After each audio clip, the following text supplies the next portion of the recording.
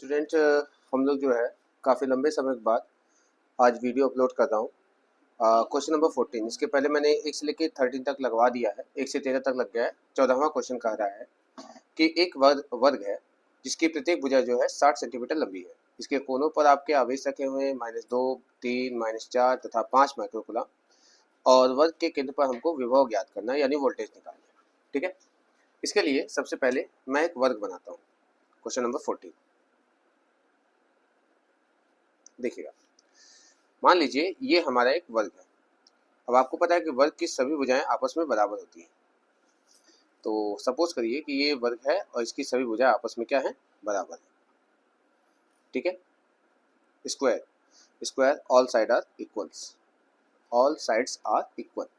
मान लो ये ए है, ये बी है, ये सी है और ये डी है। इस पर आवेश रखे हैं कोनों पर -2, 3, -4 और 5। यहाँ मान लीजिए -2 माइक्रोकुलम, यहाँ 3 माइक्रोकुलम और उसके बाद है -4 माइक्रोकुलम और उसके बाद यहाँ पे है 5 माइक्रोकुलम के आवेश। ठीक है, -2, 3, उसके बाद -4, उसके बाद 5 माइक्रोकुलम सब रख दिया। और कहा है कि इसकी जो भुजा है, ये भुजा की लंबाई वो 60 सेंटीमीटर है। इतना तो आपको पता है कि अगर ये 60 सेंटीमीटर है तो इसको जो मीटर में बदलेंगे तो ये हो जाएगा आपका 6 गुणे 10 की 60 गुणे 10 की घात -2 हो जाएगा। 60 गुणे 10 की घाते -2 मीटर। ओके, ये याद रखिएगा थोड़ा। अच्छा, इसके सेंटर पे हमें क्या निकालना है, वोल्टेज। तो आपको पता है कि त्रिभुज के अरे चतुर्भुज के कोनों को अगर हम आपस में मिलाएं, जैसे ये मिला दो, ये, तो इसे हम लोग विकर्ण कहते हैं। क्या कहते हैं, विकर्ण। और विकर्ण की जो लंबाई होती है, ये जो लंबाई होती है, यह होता है भुजा करड़ी में 2। निकाल सकते हो, अगर आप पाइथागोरस लगाओगे तो वही आएगा, मैं डायरेक्ट कर रहा हूँ। तो ये जो विकर्ण है, विकर्ण की लंबाई अगर मैं लिखूं तो ये हो जाएगा भुजा गुणे करड़ी में 2। तो भुजा कितनी है, 60 सेंटीमीटर, जिसको मैं लिखा हूँ 60 गुणे 10 की घात -2 और करड़ी में 2। ये हो गया इस विकर्ण की लंबाई। क्यों निकाला सर, क्या जरूरत है भाई, हमें इस सेंटर ओ पर हमें वोल्टेज निकालना है। तो भाई इस आवेश से यहाँ तक की दूरी भी तो पता होनी चाहिए, यहाँ से भी दूरी, यहाँ से भी दूरी, हर दूरी पता होना चाहिए। और ये दूरी निकालने के लिए विकर्ण पता होना चाहिए, और यही वजह है कि मैंने विकर्ण का मान निकाला। अब विकर्ण आपस में एक दूसरे क्या करते हैं, समद्विभाजित करते हैं, यानी कि बराबर काटते हैं, बाइसेक्ट करते हैं। तो अगर ये टोटल 6 है तो आधा कितना होगा, 3। तो देखो डी से ओ तक की दूरी अगर मैं देखो 60 दिया है तो ये कितना होगा जी, 60 का आधा 30 गुणे 10 की घाते -2 कड़ी में 2। ये भी उतना ही होगा, ये भी उतना ही होगा, ये भी उतना, सब आपस में क्या होंगे, बराबर होंगे। देख लो दूरी निकल गया।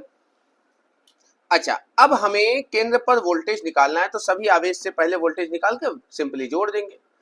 तो दो तरीका, सबसे पहले बारी बारी सबसे हम लोग वोल्टेज निकालेंगे। वी ए बराबर, ए से वोल्टेज निकालो, फॉर्मूला क्या होता है, 1/4 पाई एप्सिलॉन 0। आवेश, आवेश माइनस में है तो आगे माइनस लगा देता हूँ। 2 माइक्रोकुलम यानी कि 10 की घाते -6। और दूरी कितनी है, 30 करड़ी में 2 10 की घात -1 है कि नहीं है। इसी तरह से वी बी निकालेंगे, वी सी निकालेंगे, सब निकालेंगे। आवेश कितना है, 3 माइक्रोकुलम, तो 9 गुणे 10 घाते 9, आवेश है 3 माइक्रोकुलम और दूरी तो सेम वही रहेगा, 30 करड़ी में 2 10 की घात -2, सॉरी यहाँ पे -2 है। इसी तरह से वी सी निकालेंगे, 9 गुणे 10 की घात 9, आवेश माइनस में है, आगे लगा दो, 4 माइक्रो यानी 4 गुणे 10 घाते -6। दूरी कितना है, दूरी है 30 करड़ी में 2 10 की घात -2। अब लास्ट वी डी निकालो, 9 गुणे 10 की घात 9, 1/4 पाई एप्सिलॉन 0, आवेश माइक्रोकुलम बटे दूरी, दूरी कितना है 30 करड़ी में 2 10 की घात -2। अब इन सबको जोड़ दो, तो केंद्र पर देखो, ए से ओ पर वोल्टेज, इससे वोल्टेज, इससे वोल्टेज, सब वोल्टेज हमने निकाल लिया, बस सिंपली जोड़ना है।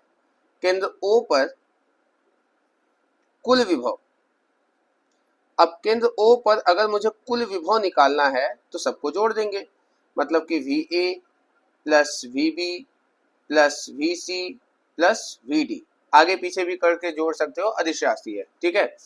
तो V बराबर A का मान देखो यहाँ पे -9 गुणे 10 की घात 9, 2 गुणे 10 की घात -6 अब बटे 30 गुणे कड़ी में 2 गुणे 10 की घात -2, ऐसे सबका मान रखेंगे, प्लस 9 गुणे 10 की घात 9, 3 गुणे 10 की घात -6, बहुत कुछ कॉमन भी होगा बाबू, 30 गुणे कड़ी में 2 गुणे 10 घात -2, 9 गुणे 10 की घात 9, 4 गुणे 10 की घात -6, 30 कड़ी में 2 10 की घात -2, और एक आखिरी 9 गुणे 10 की घात 9, 5 गुणे 10 की घात -6, 30 कड़ी में 2 10 की घात -2, सभी मान रख लिया। अब आप देखो सब में से कुछ कॉमन है, बहुत कुछ कॉमन है, उसे कॉमन ले लो।